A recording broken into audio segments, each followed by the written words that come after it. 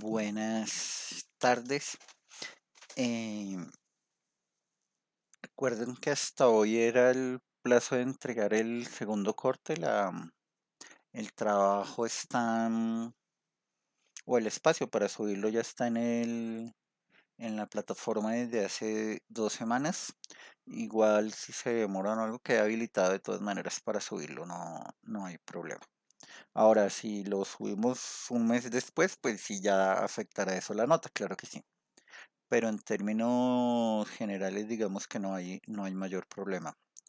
Esta imagen que está acá nos sirve mucho para lo que va a representar o buscamos con el ejercicio del segundo corte, y es buscar ese edificio, esa construcción, ese espacio público si se quiere, pero hecho construido en definitiva, que vale la pena conservar, porque es la memoria del momento, porque maneja la actividad o es manifiesto del arte constructivo, por ejemplo.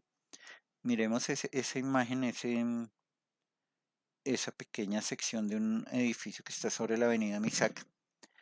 Em, Ahorita es un hotel, creo, pero vemos el balcón curvo, ya nos da una idea de la primera mitad del siglo XX. La hilada parada en el balcón, la colocación del ladrillo en esta parte también bajo el entrepiso donde rematas sobre el dintel de la ventana, la alfajía también rematando lo que serían los dos balcones, y la pintura del ladrillo directamente sin el uso de pañete o algún material de revestimiento, un material adicional, nos da idea también de una construcción, digamos, económica. Me imagino yo que el edificio original era con ladrillo a la vista, porque es ladrillo tolete, no es el bloque que normalmente se pañeta o algo así, es el ladrillo macizo que está pues con ese color terracota tan claro que tiene, o tan llamativo, tan originario de la sabana. Bueno, este ejercicio, este recorrido que vamos a hacer, eh, nuevamente es gracias al IDPC. Los invito a entrar a la página en el apartado Nuestras publicaciones. Sabemos, y no es nada novedoso ni nada, no estoy haciendo ningún descubrimiento, los libros de arquitectura son costosos. Bien lo sabemos, entonces en línea algunos se pueden descargar gratis, pero igual todos se pueden consultar. Entonces vale la pena hacerlo, la verdad, llegar a esta posibilidad de acceso es bien interesante. Bueno, la imagen que estamos mirando es otro aspecto del que queremos recurrir o queremos despertar en ustedes como arquitectos, y es la atención al detalle. Me imagino que alguien ha recorrido la calle 14, o sea, del Parque Santander o Parque de las Hierbas, como me gusta llamarlo. La calle peatonal que remata tiene un café, que la fachada es así, la calle es muy pequeña, eh, en términos urbanos estaremos hablando de un B9 peatonal restringido, y no nos da la posibilidad de separarnos lo suficiente para ver los detalles tan interesantes de la cornisa, las molduras en yeso, la talla de la piedra, todo ese detalle de artesanía, porque pues no es producido en masa, no son productos de la máquina, sino es producto de la habilidad del artesano. Esta imagen que vemos también es muy cerca a la universidad, es de la manzana cultural del maestro Enrique Triana. Bueno, manzana cultural del Banco de la República o diseño del maestro Enrique Triana. Y es una muestra o una clase, si se quiere, el solo hecho de recorrerla es una clase de patrimonio arquitectónico, de cómo una construcción moderna se convive, se adapta, se relaciona con no solo en un contexto, sino con un edificio patrimonial como en la Casa de la Moneda y en sí la propia manzana del Banco de la República. Es una visita obligatoria para los arquitectos, no solo por el edificio, sino también por las pinturas que están ahí de esta época moderna, 70, 60. Son muy interesantes, las verdad, les recomiendo. Igual la escalera en una ornamentación metálica muy interesante, muy bien trabajada y pues ese edificio mereció en efecto los premios con los que se honró al maestro.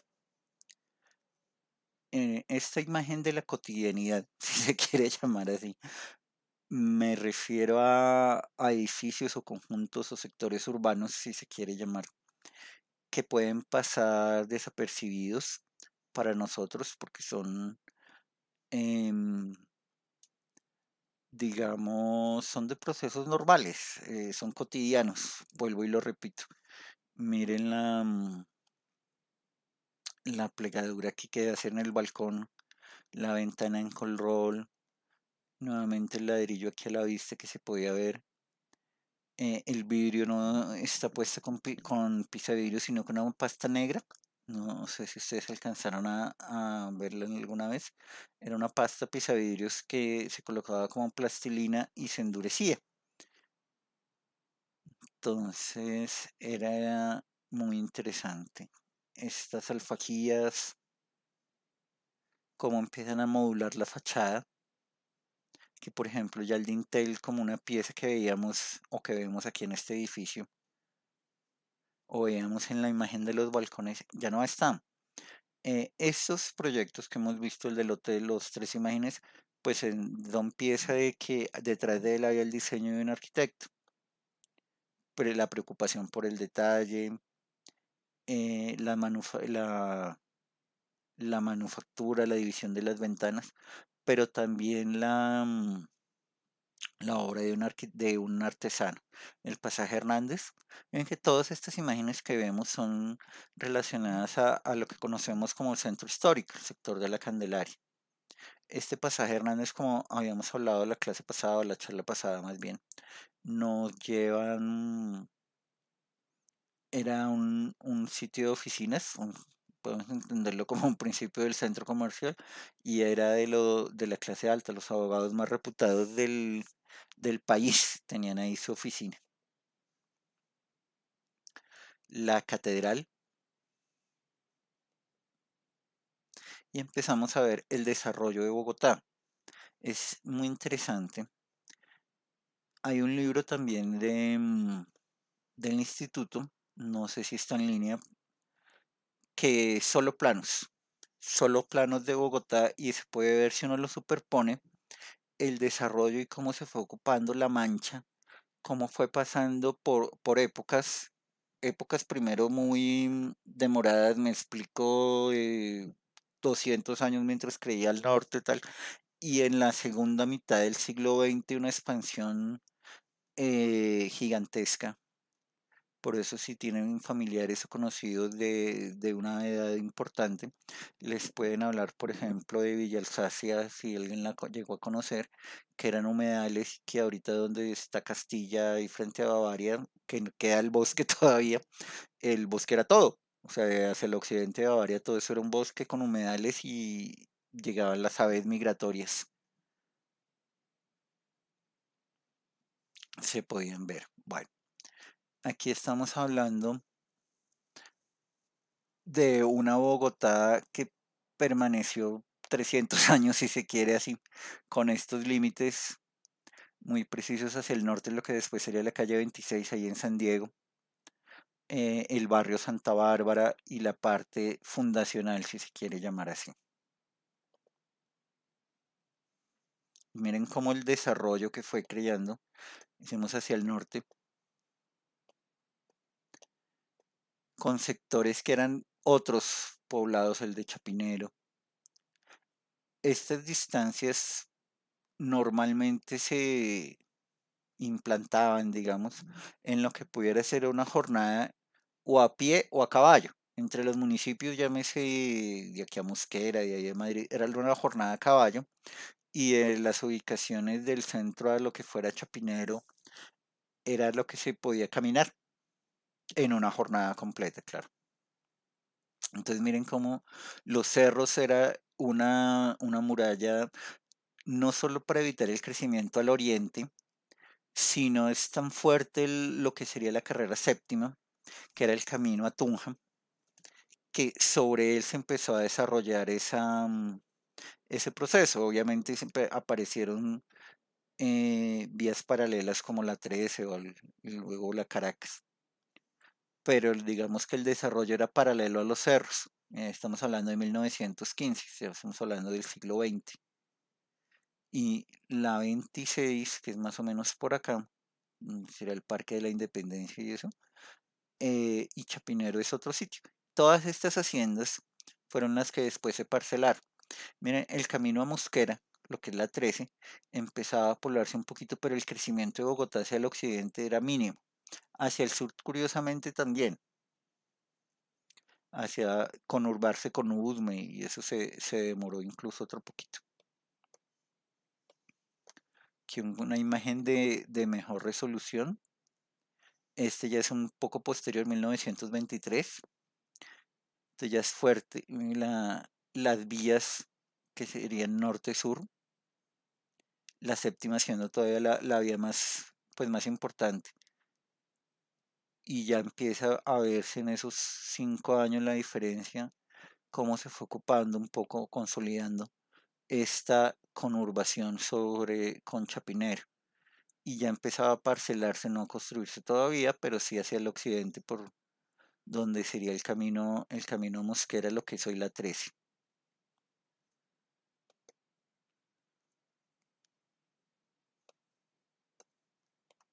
Es en el 33, ya 10 años después. Este es un tema muy interesante y si a alguien le interesa no tanto el urbanismo como el desarrollo urbano o algo así podría llamarse, para el trabajo de grado es una intervención muy interesante entender Teusaquillo, cómo se formó, cómo se eh, sirvió de nexo o de articulación con lo que sería Chapinero, cómo se creó esta parte, las trazas urbanas que llegaron, la consolidación ya hacia el norte, buscar suba, o sea, ubicar cómo los direccionamientos, si se quiere, del crecimiento urbano coincidía con los caminos que se buscaban.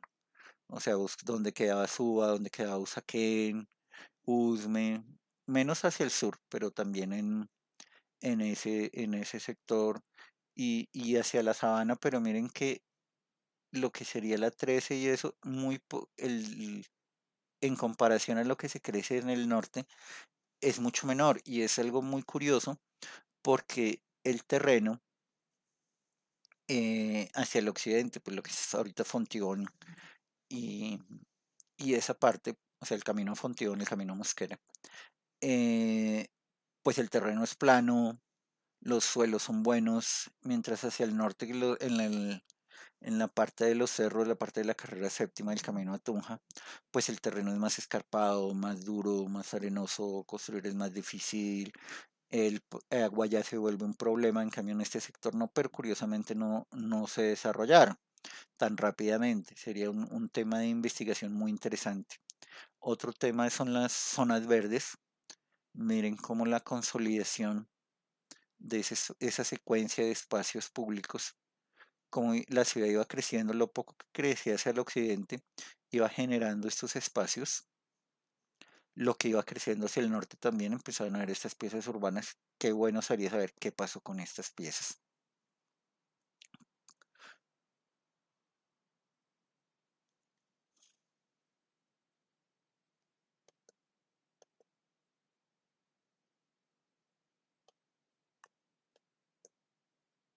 Y aquí tenemos uno del 38.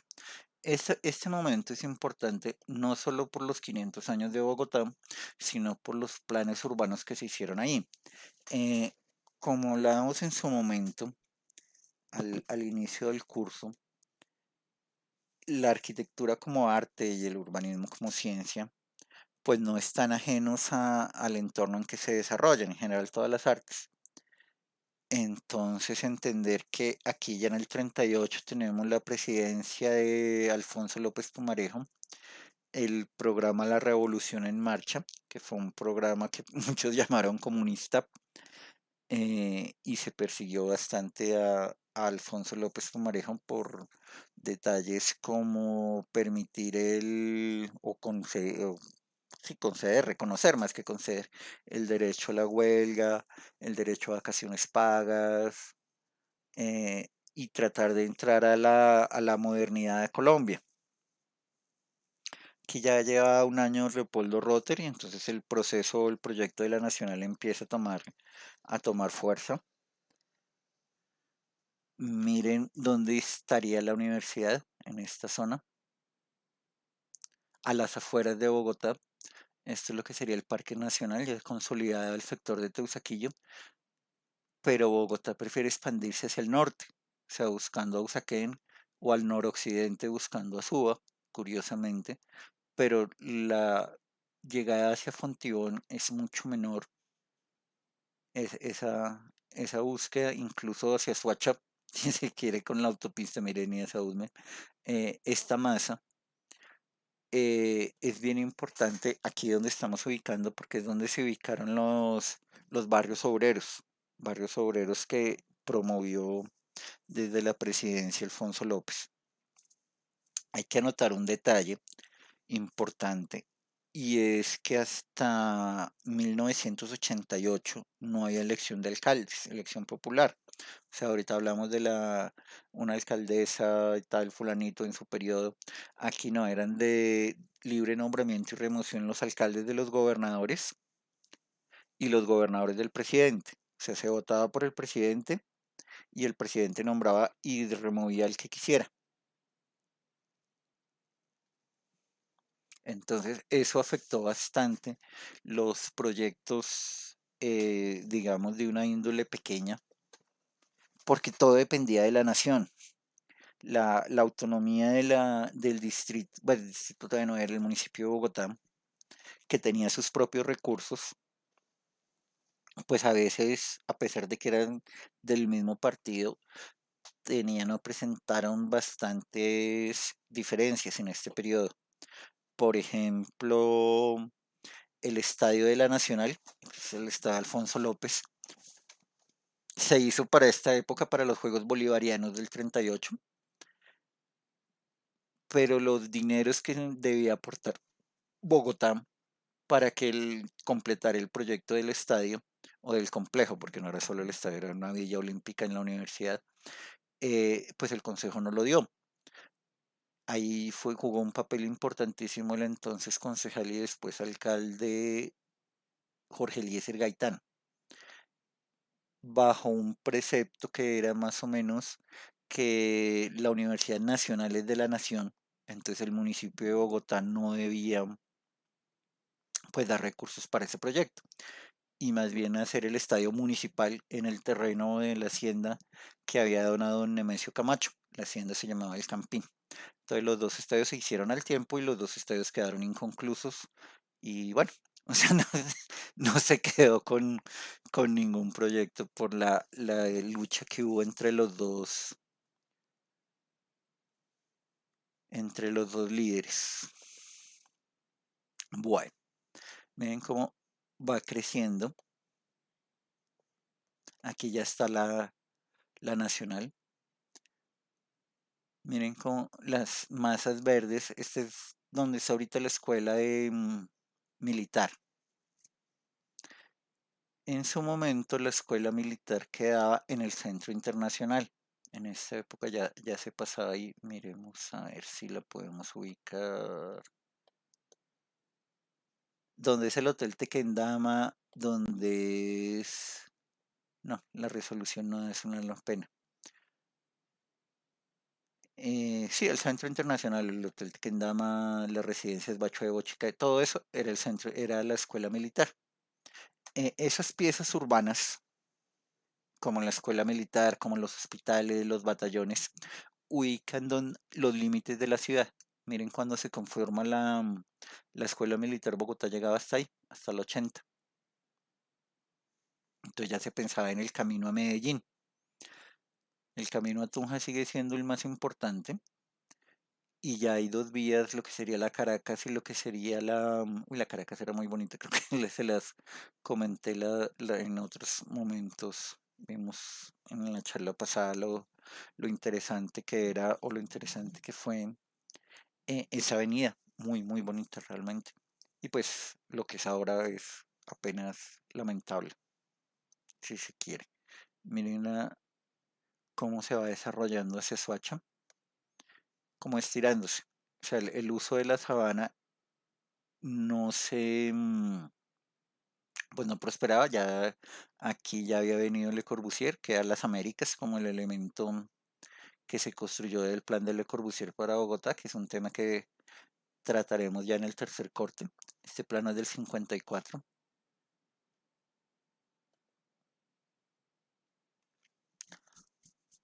Y vamos ya a tomar piezas de Bogotá, piezas que nos retoman un momento. Vamos a empezar por la que nos ocupa, digamos, que es el centro histórico. Entonces, la plaza de Bogotá. Esta imagen, si nos acercamos, podemos ver que el tratamiento del piso es diferente del que hay ahorita, del ladrillo. No está el Palacio de Justicia, o sea, no se había construido. Tenemos lo que sería el poder eclesiástico, el poder legislativo y sobre el costado del Palacio Líbano ya estaría terminado el Palacio Líbano y funcionando la alcaldía. El Colegio de San Bartolomé aquí ya había quitado o abierto esta plazoleta.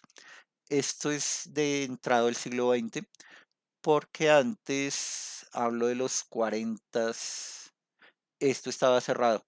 O sea, se completaba la manzana con una pieza aquí colonial y la plazoleta pues se convertía o era un claustro, realmente no era más.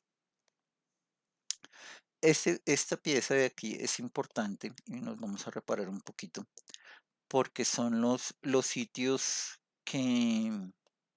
pues que son patrimoniales, los que son de interés. De hecho, en la CLEFA, recuerden que es el próximo miércoles, jueves y viernes. No recuerdo si el jueves o el viernes hay un recorrido nocturno por el centro de Bogotá. Hacer el recorrido por este sector. Sería muy interesante que los que puedan unirse lo hagan. Porque como les digo, son edificios que, pues bueno, salvo la catedral o esos que priman por su tamaño, por su fama, vamos a encontrar con los cafés y esos que vimos en la clase pasada, son muy bonitos y es una densidad importante. El nuevo Teatro Colón, ese sí hay que reparar un poco en él, no porque sea bueno, no tanto, no lo sabemos. Me explico en que, o esa duda, llamémosla así, depende, porque está muy fresco, está recién hecho. Y el impacto de como las películas que apenas se empiezan a ver, no se puede discernir tan rápido. Como les comentaba, las Torres del Parque, si uno lee las críticas de la época, pues lo menos que pedían era demolerlas. Entonces, sobre este pedazo del colono, la ampliación, eso, pues démosle tiempito y sería interesante hacer ese recorrido.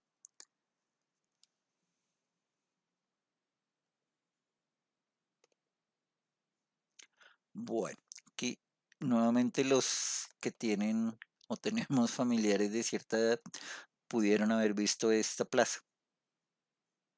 Entonces, en la plaza de Bolívar bonita, la de las fuentes y los faroles. Incluso estas fuentes tenían luces, cosas así comentan.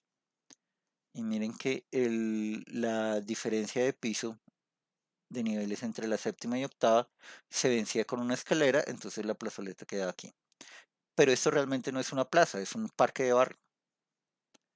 Y el carácter de esa plaza, no solo de esa plaza no fundacional, porque no fue la fundación de Bogotá, pero sí es el corazón de la ciudad y es más, yo diría que cualquiera diría realmente que es el corazón del país.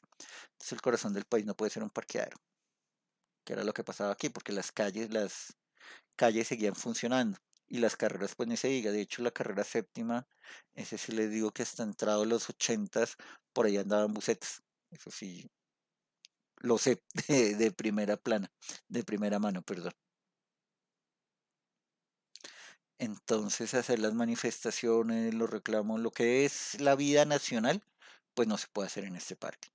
O sea, esto está muy bien para si se quiere un barrio grande, si se quiere un sector, un parque zonal, pues podría ser.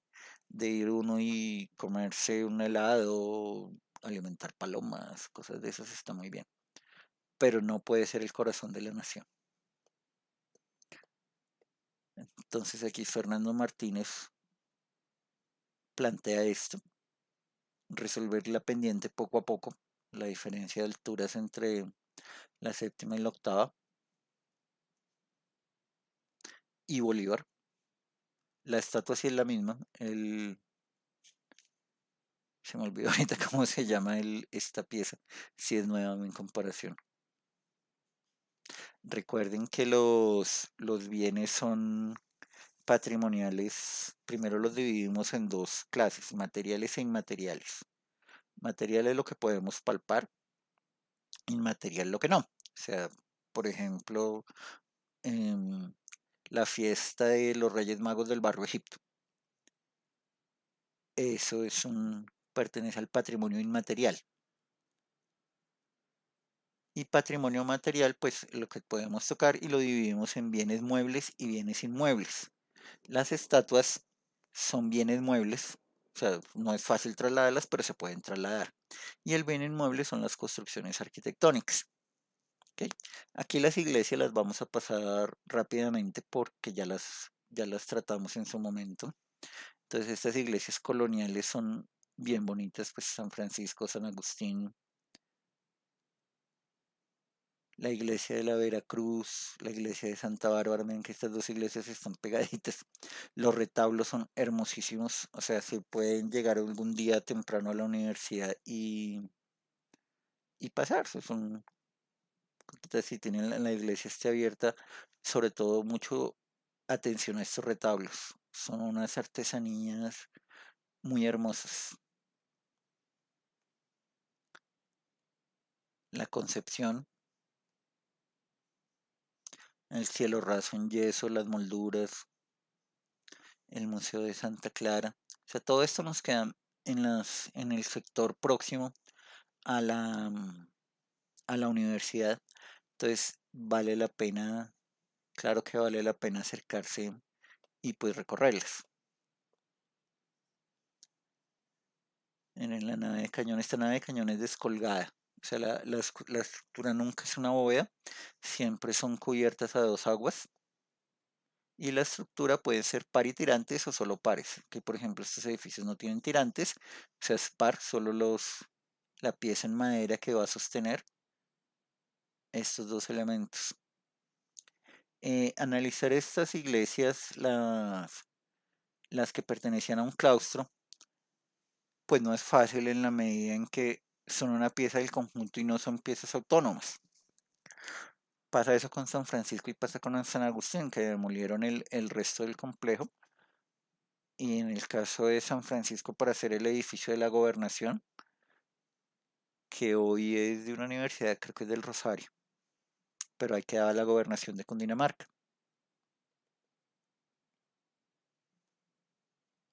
La iglesia de la tercera. Entonces miren las estructuras a compresión, mampostería, arcos de medio punto,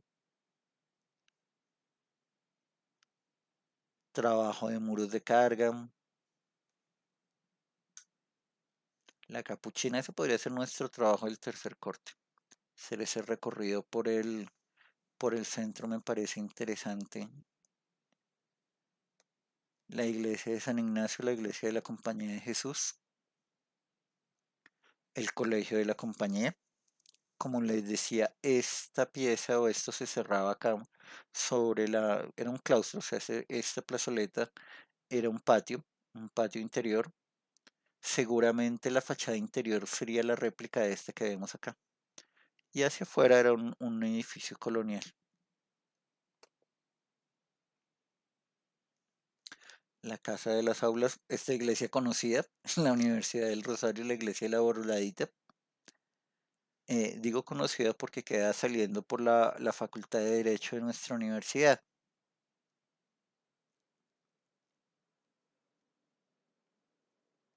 Y el conjunto de la catedral. Aquí lo vamos a pasar rápidamente, no porque no merezca revisarse, que claro que sí, sino porque pues ya lo hemos tratado cuando vimos el capítulo de las iglesias.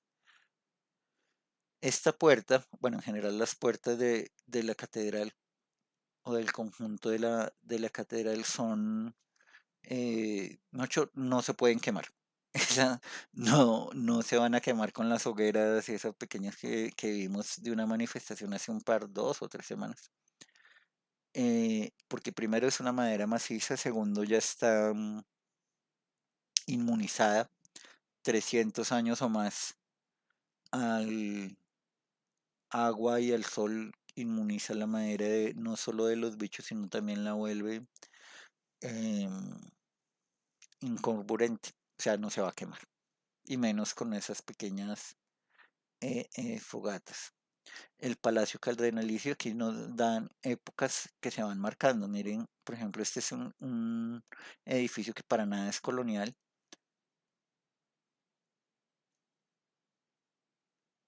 con la misma piedra con que se recubrió la catedral. Se colocó este de la misma época del edificio del Congreso.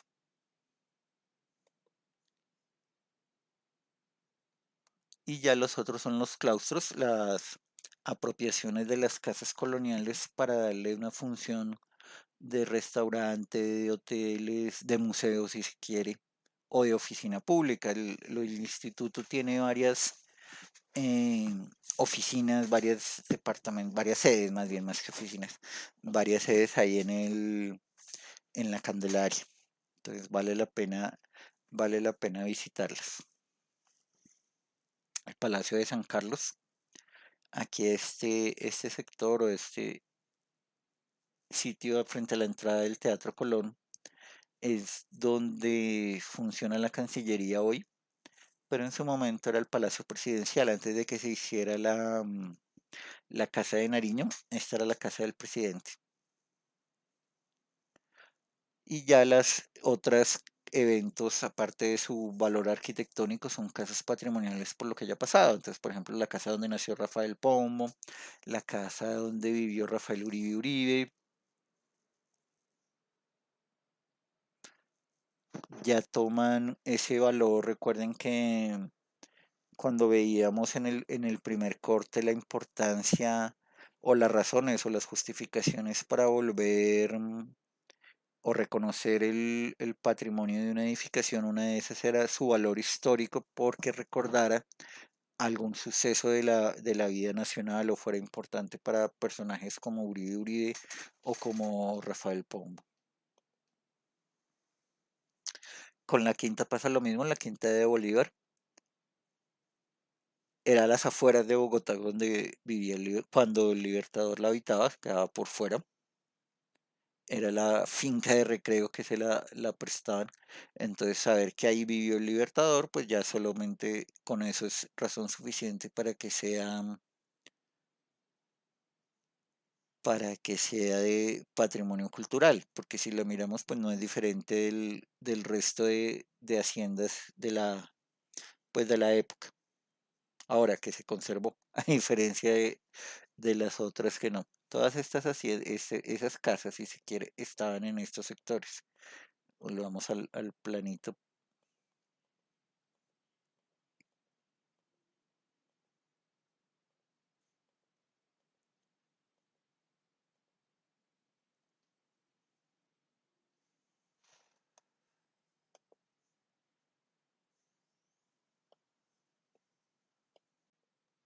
Todo eso era aquí a las afueras.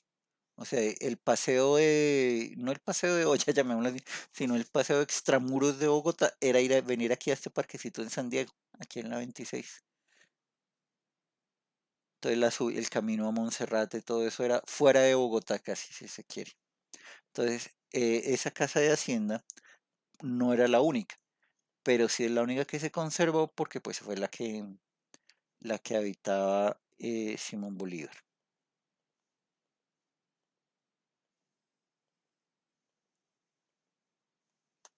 El observatorio, entonces, lo mismo, no solo por su valor de X años, que no son pocos además, pero desde ahí trabajó, observó, pensó, escribió el sabio Caldas. Entonces ya ese solo hecho hace que, pues que se conserve. Además que también, pues si se quiere, también Mutis trabajó en él. Entonces esas dos razones ya, cualquiera de ellas dos era suficiente para conservarlo. El edificio del Capitolio, que hay un detalle importante, eh, y valdría la pena no para este curso, pero sí para alguna historia o algún trabajo así, los proyectos que hubo para el Capitolio y las diferentes modificaciones que se hicieron al diseño para volverlo más sobrio, para volverlo un poco más moderno, si se quiere. El Teatro Colón, recientemente restaurado. Aquí esta imagen es un poco vieja. No, 2019. Yo soy el que estoy un poco viejo, la verdad, porque entonces hace bastante no voy. Había una lámpara muy hermosa. No, la que se ve aquí en la imagen es es mucho más pequeña de la que había. El cielo raso decorado, o sea, muy a los teatros eh, de principios del siglo XX, si se quiere.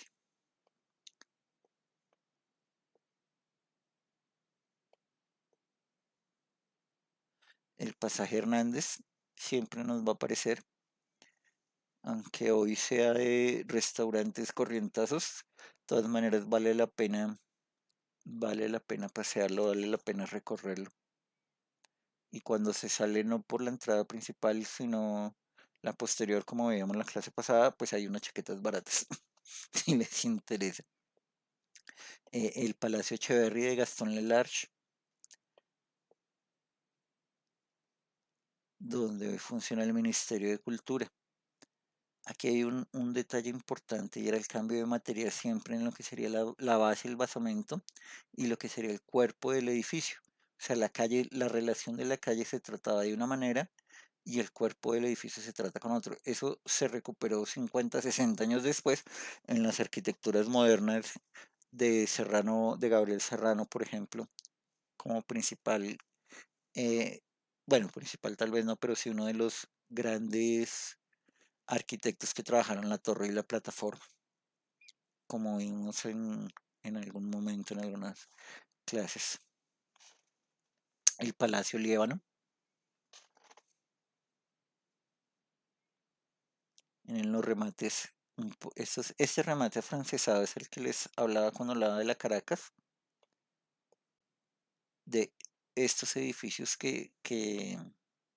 o este remate, perdón, es el de los edificios que ya no existen en la Caracas, que les decía que era la parte play de Bogotá en los 48, 50, de hecho en la Caracas con 19 vivía de Estefan. el jugador de Millos que después fue del Real Madrid, don Alfredo vivía ahí, en la Caracas Condesa. En el remate de la esquina, el Torreón, los accesos como se marcaban, los eventos, el cambio en alzado implicaba un cambio en planta y el espacio interior nos lleva unos trabajos, si se quiere, múltiples de varios estilos, combinaciones. Ahora, este ha sido reformado varias veces, entonces siempre hay que ver qué era qué es lo original y qué fue lo que se cambió. En la fachada,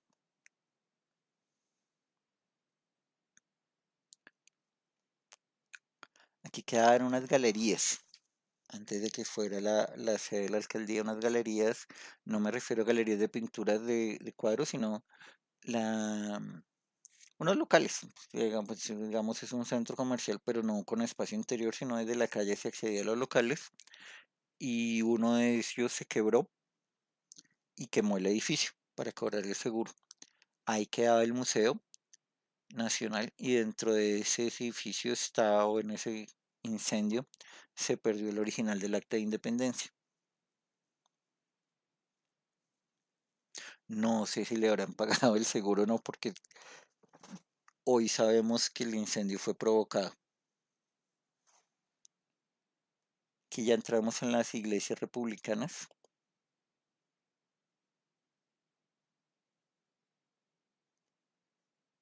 La iglesia ya del Carmen de las Cruces, o sea, ya cuando se trasciende la barrera, diga, que era sí, el límite de Bogotá, o sea, la Sexta y la Jiménez, y que después se amplió hacia la 26. Hacia el sur se demoró mucho más, como vimos en el desarrollo de Bogotá, en los planos del inicio de la charla. Entonces aquí ya es una iglesia más austera, la cúpula con nervaduras.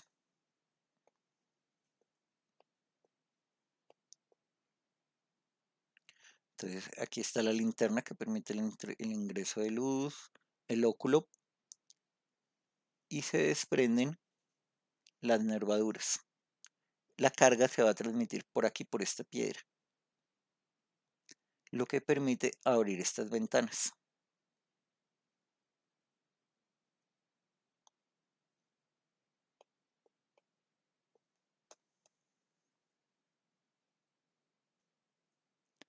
Ya estos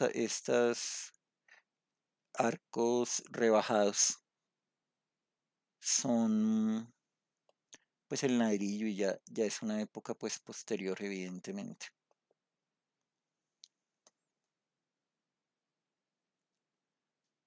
Nuestra Señora de las Nieves, ya hacia la 19. Esta nave hoy es un asadero. Entonces es bastante curioso esta utilización o segregación de usos que se hizo que se hizo pues con la iglesia. Esto es un restaurante, tiene que su aviso y eso. Pero eso es de hace mucho tiempo, lo que me hace pensar que la foto pues fue retocada, que no es, sí, 2019, es que hizo un retoque porque aquí queda el aviso y el asadero sigue funcionando.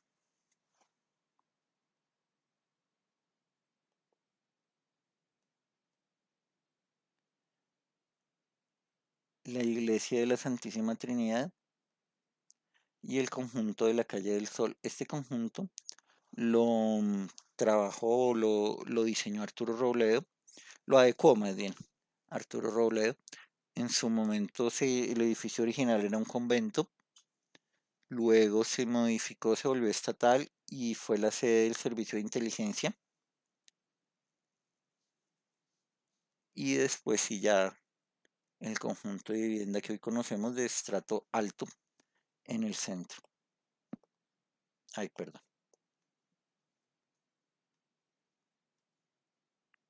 Lo que quería era aquí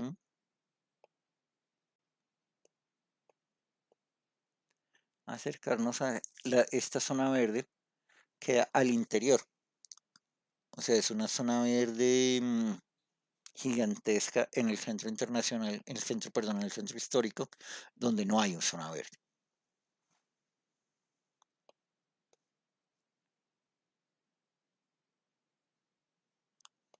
Y esta ya es la Plaza de las Cruces.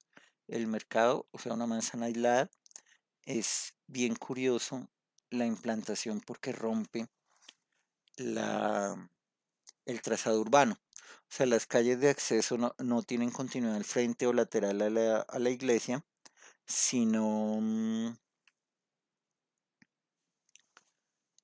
sino se estrellan contra ella.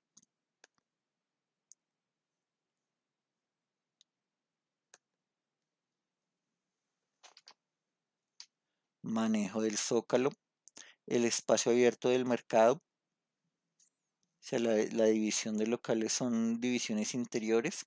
Miren la talla de la piedra, el color que se va a manejar. Este es el edificio de la gobernación. Pues no donde funciona ahorita, sino se construyó para la gobernación. Y aquí quedaba el claustro de San Francisco. Entonces, a eso era que me refería con el hecho que no podemos eh, trabajar o pensar o analizar la iglesia de San Francisco ella sola porque pertenecía a un conjunto arquitectónico pues que ya no existe. Y este edificio de pues de aspecto republicano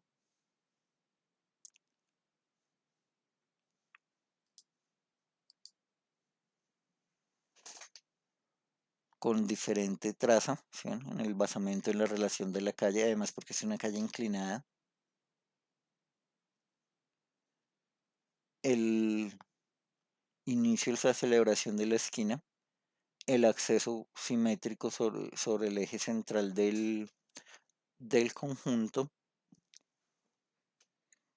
con un balcón de mayor área, de mayor magnitud, iba a decir, bueno, mayor tamaño sería la palabra que estaba buscando realmente. Frente a ese está el edificio Pedro López, que es hoy el ministerio, bueno, hoy no porque están remodelándolo, pero donde funciona el Ministerio de Agricultura. En este edificio que no sé si aparezca en el recorrido, no en el Pedro A. López, que funcionó el Banco Cafetero en el primer piso y ahorita es un restaurante, creo. Aquí fue el primer ascensor que hubo en Bogotá. Y me imagino que en el país también, en este edificio. Era un edificio de oficinas y tenía comercio también en algunos pisos. Entonces la gente iba por subirse en un ascensor. No nos impresio- impresionemos o destaquemos o burlemos de esa situación porque les cuento las filas gigantescas que habían en el centro andino para ir a McDonald's, el primer local de McDonald's que hubo en el país. Entonces, no hay que burlarse si se quiere de esa situación. Suele pasar por estos lares. El Museo de la Policía. Entonces, miren las esculturas. Estas esculturas si no tienen función. Me explico porque algunas, por ejemplo, los leones del Capitolio son gárgolas. O en algunas columnas o esculturas, perdón, también funcionan como columnas. Eso ya es del tomado de los griegos. Eran comunes las columnas de Atenea pues en forma de Atenea realmente. El edificio Andes es el que les digo del primer ascensor y el que fue en el colegio La Merced y ahora es la escuela de teatro, la escuela de artes de la Distrital. Miren los acabados, el capitel, la talla, o sea, no es para nada fácil y el solo hecho, la presencia de estos elementos, pues vale la pena conservar el edificio y es imposible conseguir o muy costoso si se llega a conseguir un artista que haga este tipo de trabajos. La iglesia de Nuestra Señora del Carmen y el Colegio de León XIII, es el Colegio de los Salesianos.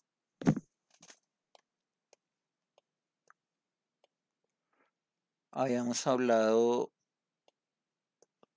que por ese interior y la fachada que es en este mismo sentido de franjas blancas y rojas, hay quien lo asimila a la mezquita de Córdoba y por lo tanto hablar de una influencia mudéjar, además esta idea de arcos, pero es un formalismo más que otra cosa, teniendo en cuenta que pues que los arcos no son arcos musulmanes, no son arcos orientales si se quiere ahí. El teatro Faenza, como lo comentábamos en otros momentos cuando hablamos de los cines, eh,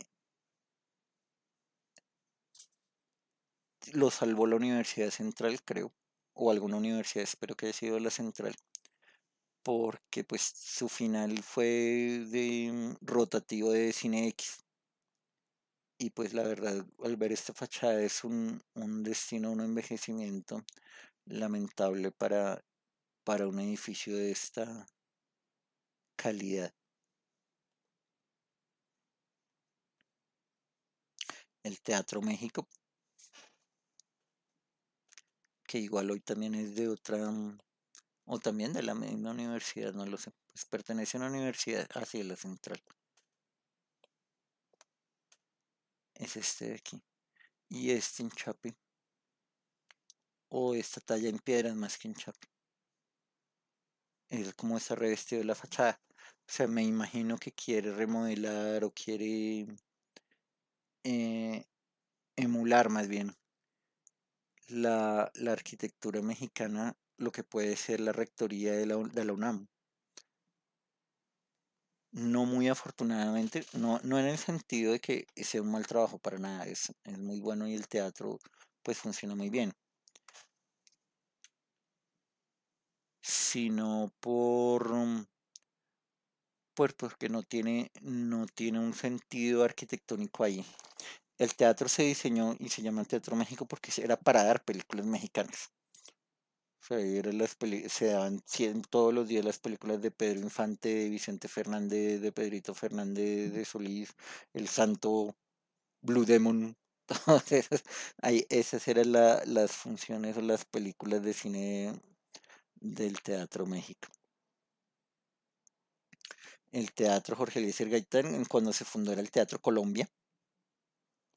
Aquí es una parte importante, un dato anecdótico más bien, más que una parte importante, es que este teatro era donde los viernes Gaitán daba los discursos, entonces de ahí venía lo del viernes cultural, porque los discursos, si ustedes pueden escucharlos, algunos son, eh, los discursos del viernes no eran necesariamente tan discursos políticos como los que hacía en la plaza, llámese la oración de los pobres, o ya, por los humildes, perdón, la oración por los humildes y la oración por la paz, que son los dos discursos que se consiguen más fáciles y que son muy interesantes pues, de leer. Si no eran trabajos o este de los viernes, eran discusiones culturales, pues políticas y culturales. La cultura no es ajena a la política, de hecho. Pero vamos esta fachada también es trabajada un poquito. El edificio Camacho, aquí era el espectador.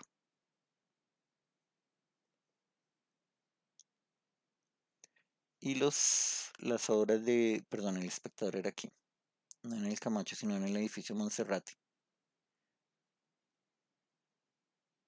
Aquí que sale en la película La gente de la Universal, que además se la recomiendo, es muy buena película. Robinson Díaz, pues no es sorpresa, actúa bastante bien ahí. El edificio Colseguros de Gabriel Serrano. El otro trabajo, una versión, si se quiere, de la plataforma, en la cual la torre no está encima de la plataforma, pero se pierde espacio público. Es una concepción interesante que el Centro Colseguros sobre la décima. El trabajo de Salmona en el eje de la avenida Misac, recuperando el río. El edificio de Seguros Bolívar, volvemos aquí a la plataforma. Sí, no vamos a enfatizar mucho en ello porque ya lo habíamos trabajado bien en la décima antes. Aquí por los buses y eso podemos hablar de los 50. Aquí este es el edificio que veíamos en la entrada, en la portada al iniciar la charla. Entonces cuando van a la estación de las Nieves o de universidades, aquí pueden verlo. Es así chiquitico y es muy bonito. Seguros Bolívar sobre la décima, entonces esta ciudad moderna de una plataforma sobre la calle, que los edificios en altura, yo iba a decir rascacielos, pero pues no alcanzan esa magnitud, pero digamos que para lo que era Bogotá, pues sí, este era el rascacielos. Se corrían del paramento para permitir siempre el acceso del sol sobre la calle, aunque la verdad nunca se estuvo en riesgo eso. El edificio del tiempo, de hoy funciona City TV, es diseño de Bruno Violi.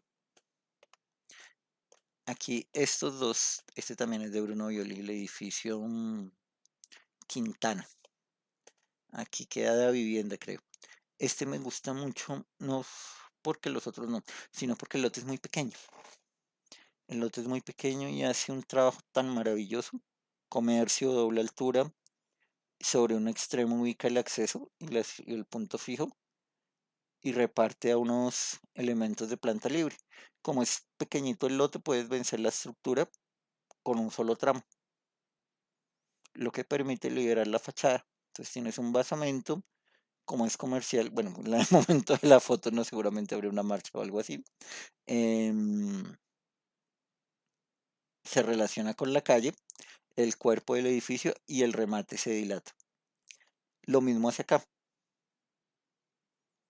Basamento, la plataforma, este cosa terrible que le pusieron ahí de lonas y eso no tiene nada que ver con Violi. El cuerpo y el remate del edificio. La talla de la piedra, el detalle es fundamental en el trabajo del maestro italiano.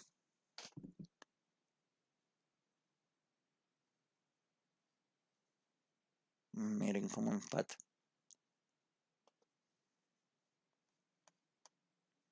Ese es el conjunto La Manzana, el edificio Bengochea y el edificio Bengochea sin la biblioteca. Hacia el ladito, mucho, mucho mejor, miren los balcones curvos. Entonces, esto nos hace pensar la relación de temporalidad con el otro edificio, el que queda sobre la avenida Misaca.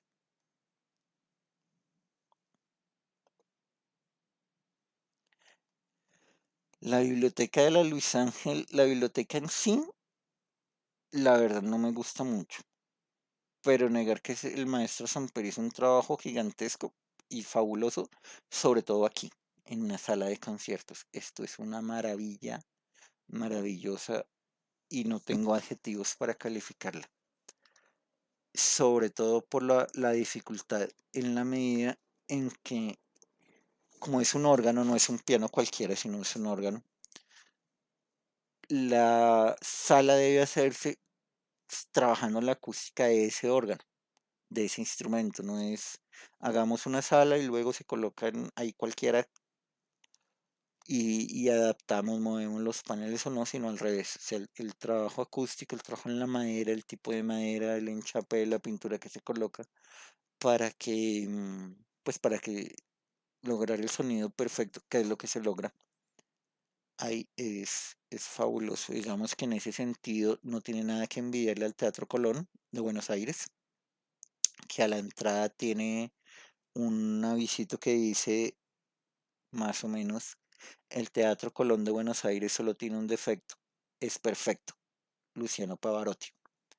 Eso se refería, y le explican a uno en la visita, que como la acústica es espectacular, cualquier error de los intérpretes, pues se va a notar. No se pueden esconder, no se puede pasar ahí, la gente no va a decir, ¿será que vi mal? ¿Será que no?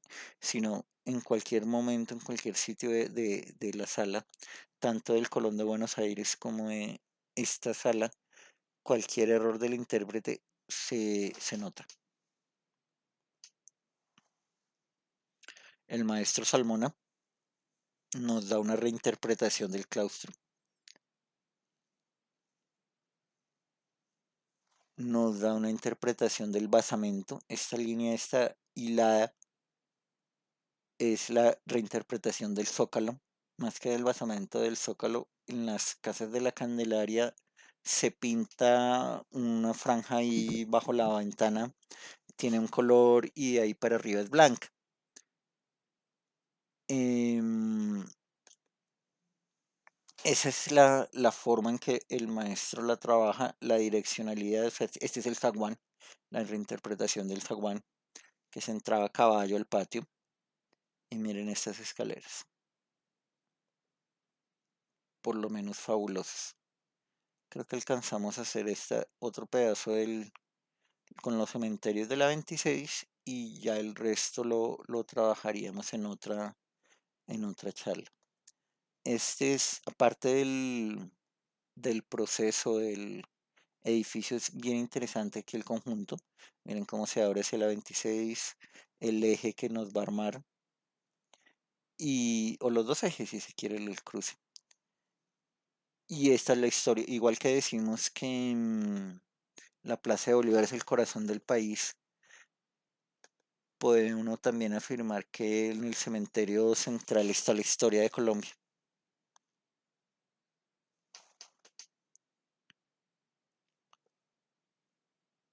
Aquí hay un detalle interesante y es pues las divisiones que vamos a encontrar en los cementerios británicos y eso. Pero me iba a referir a estos bienes muebles, que si bien hacen parte de un bien inmueble en la medida en que el cementerio es inmueble, pero estos piezas de los ángeles o en general ahorita se me olvidó el nombre, los panteones de las familias opulentas y es que podían pagarla en sí mismo son piezas que valdría la pena conservar, claro que sí. El cementerio alemán. Entonces, esta es la tumba, sí, pues, la tumba y la estatua, homenaje al fundador de Bavaria.